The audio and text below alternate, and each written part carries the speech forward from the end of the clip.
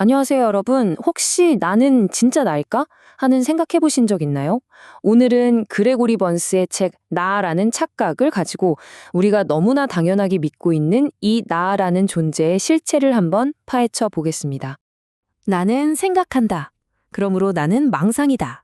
와, 시작부터 정말 충격적이지 않나요? 데카르트의 그 유명한 말을 완전히 비틀어 버린 이 문장. 이 책은 바로 여기서부터 우리의 생각을 흔들기 시작합니다. 자, 그럼 이 질문을 스스로에게 한번 던져볼까요? 나는 정말 누구일까? 어쩌면 우리가 너무나 당연하게 여겼던 그 답이 사실은 정답이 아닐 수도 있습니다. 신경과학의 관점에서 보면 말이죠. 우리가 느끼는 이 일관된 나, 이게 사실은 우리 뇌가 생존을 위해 만들어낸 아주 정교한 착각이라는 겁니다. 물론 우리 생존에 꼭 필요한 아주 쓸모있는 착각이긴 하지만요. 그러니까 우리의 뇌는요, 세상을 있는 그대로 보는 카메라가 아니에요. 오히려 들어온 정보를 가지고 자기만의 버전을 만들어내는 일종의 시뮬레이터에 가깝죠. 우리가 보고 듣고 느끼는 이 모든 게 사실은 뇌가 재구성한, 말하자면 저화질 버전의 현실인 셈입니다. 자, 근데 여기서 더 놀라운 게 있어요. 뇌가 만들어내는 나가 사실은 하나가 아니라는 겁니다. 네, 잘못 들으신 게 아니에요. 우리의 자아는 과거의 나, 현재의 나, 그리고 미래의 나, 이렇게 세 개의 다른 이야기로 쪼개져 있다는 거죠. 자, 먼저 현재의 나부터 볼까요? 우리가 지금 이 순간이라고 느끼는 거 있잖아요. 이게 사실 실시간 생방송이 아니라는 거예요. 뭐랄까, 약간의 딜레이가 있는 녹화방송 같은 거죠. 뇌가 눈, 귀, 피부에서 들어오는 신호들의 속도 차이를 감안해서 자, 이게 지금이야 하고 보여주는 한 2초 정도 길이의 시뮬레이션이라는 겁니다. 그러니까 사실 우리가 현재를 인식하는 그 순간 진짜 현재는 이미 지나가 버린 거죠. 그럼 과거의 나는 어떨까요? 우리 기억 말이에요. 혹시 완벽하게 녹화된 다큐멘터리라고 생각하셨나요? 전혀 아닙니다. 뇌는 용량이 부족해서 중요한 장면만 남기고 나머지는 압축해버려요. 그리고 그 과정에서 생긴 빈틈 있죠?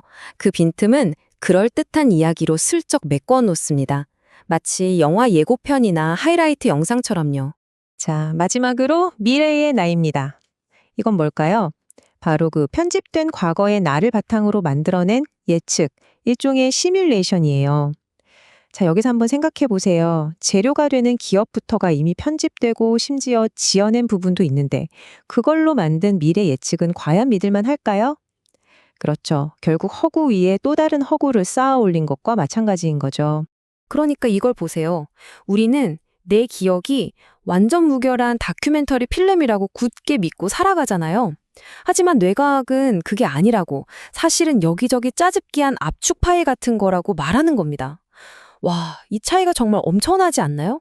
뇌가 이렇게 무의식적으로 기억의 빈틈을 지어낸 이야기로 채우는 걸 전문 용어로 작화증이라고 해요. 우리 뇌가 어떻게든 일관성 있는 스토리를 만들어내려고 쓰는 뭐랄까 비밀병기 같은 거죠. 그게 설령 100% 진실이 아니라고 해도 말이에요. 아, 네. 그럼 도대체 뇌는 어떻게 이렇게 제각각인 과거, 현재, 미래의 나를 하나로 묶어서 이렇게 멀쩡한 나라는 느낌을 만들어내는 걸까요? 그 비결이 바로 뇌가 가진 엄청난 스토리텔링 능력에 있습니다. 그러니까 이야기를 만드는 건 그냥 우리가 심심해서 하는 게 아니에요. 이건 세상을 이해하기 위한 뇌의 아주 근본적인, 핵심적인 기능이라는 겁니다. 우리 뇌는요, 그냥 본능적으로 모든 걸 이야기로 만들려고 해요. 왜 그렇게까지 이야기를 만들어내냐고요? 다 이유가 있습니다. 생존에 꼭 필요하거든요. 흩어져 있는 과거, 현재, 미래의 점들을 이야기라는 선으로 쭉 잇고 그냥 우연히 일어난 일에도 아, 이래서 이런 일이 일어났구나 하고 의미를 부여하는 거죠. 그래야만 우리 삶에 어떤 방향성이 생기고 제일 중요한 거, 나는 어제와 똑같은 나다라는 안정감을 느낄 수 있으니까요. 이게 바로 생존에 필요한 아주 중요한 착각인 겁니다. 결국 네 서사, 즉 이야기로서의 나가 강력한 접착제처럼 작용하는 거예요. 과거, 현재, 미래라는 정체성의 조각들을 하나로 착 붙여주는 거죠. 우리가 수많은 변화를 겪으면서도 그래도 난 나야 라고 느낄 수 있는 이유가 바로 이 서사 덕분입니다. 자, 보세요.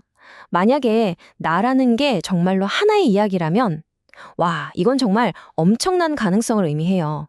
왜냐하면 이야기는 다시 쓸 수 있잖아요? 바로 우리가 그 이야기의 작가가 될 수 있는 뜻이거든요. 자, 이제부터가 진짜입니다.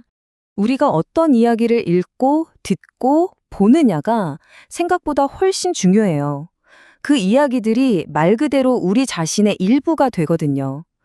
특히 좋은 소설에 푹 빠져서 읽는 경험은 우리 뇌 회로를 진짜로 바꿀 수 있다고 합니다. 마치 내가 주인공이 돼서 그 삶을 살아본 것처럼 뇌에 새로운 길을 내는 거죠. 그러니까 내 안에 어떤 이야기를 채울지 정말 신중하게 골라야겠죠? 그래서 이 책에서 아주 재미있는 연습 하나를 제안하는데요. 바로 미래의 나를 직접 디자인해보는 거예요. 딱 3단계만 따라하면 됩니다. 첫째, 5년 뒤에 내가 어떤 모습이었으면 좋겠는지 아주 구체적으로 상상하는 거예요. 둘째, 그렇게 된 미래의 나가 꼭 지키는 5가지 핵심 원칙을 정하는 거죠.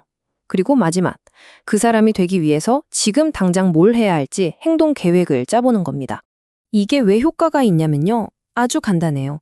우리 뇌한테 새로운 스토리를 던져주는 거거든요. 이게 우리가 가야 할 길이야 하고 새로운 목표 지점을 설정해주는 거죠. 그럼 뇌는 그때부터 그 새로운 이야기를 기준으로 세상을 보고 판단하고 우리를 그쪽으로 슬슬 밀어붙이기 시작하는 겁니다.